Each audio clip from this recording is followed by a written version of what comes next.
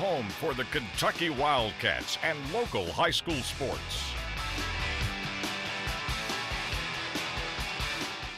Good morning to you. Game week for the football Cats and Big Blue Nation. Kentucky will play Louisiana Lafayette Saturday, and that's when the first offensive play under new coordinator Shannon Dawson will take place. Expect similarities between Coach Dawson's play calling and former coordinator Neal Brown's.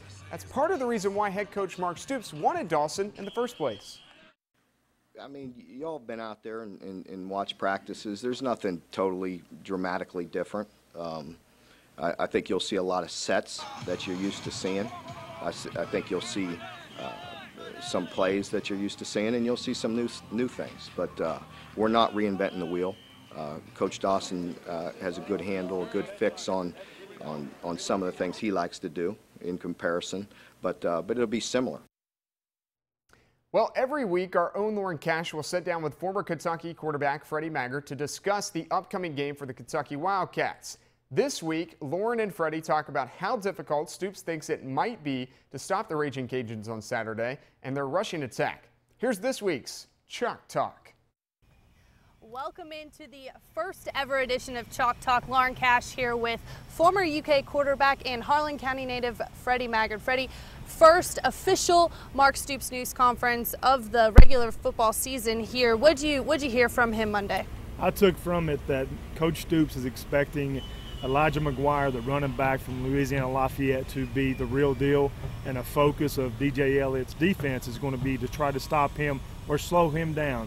My take is Kentucky has to score often and early, take the ball away from McGuire, force Lafayette to pass to catch up with a new quarterback. That's how Kentucky could put away at the end of this game. Also, Stoops talked about the increase in talent at two positions, wide receiver and cornerback. Both were lacking very much so when he arrived. Right now, wide receiver, the 8 to 12 that will play on Saturday is the best group collectively of talent that I've seen in my 40 years of following UK.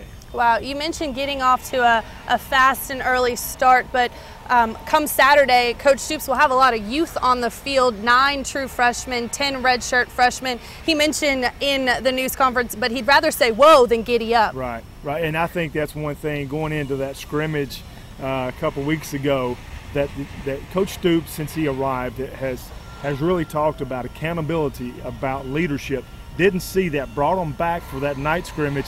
I think the team bought into that as a closer unit, and that will be tested with 19 players making their debut out here on Commonwealth Stadium, because that's a new experience. I would say the bus ride from the hotel to the stadium will be a reality show within itself. There will be nerves, but with that many young players, the starting point for those freshmen is much higher than before. So if they make mistakes, it'll be at a higher level and at 100 miles an hour, and I'll take that over lack of effort. Awesome. 19 new freshmen, really a new football team taking the field in this newly renovated Commonwealth Stadium. Kickoff set for Saturday against Louisiana Lafayette for UK. But for now, Freddie Maggard, Lauren Cash, WYMT Mountain Sports. So Kentucky and Louisiana Lafayette, 7 p.m. kickoff, as Lauren said, in Commonwealth Stadium on Saturday. Now to another college team. The U-Pike Bears are on the road this week. Head coach Al Holland's team will take on Campbell tomorrow night. A couple of guys received honors for their performance in the win over Bluefield last week. Elijah Bell went for 44 yards on this punt return to the house.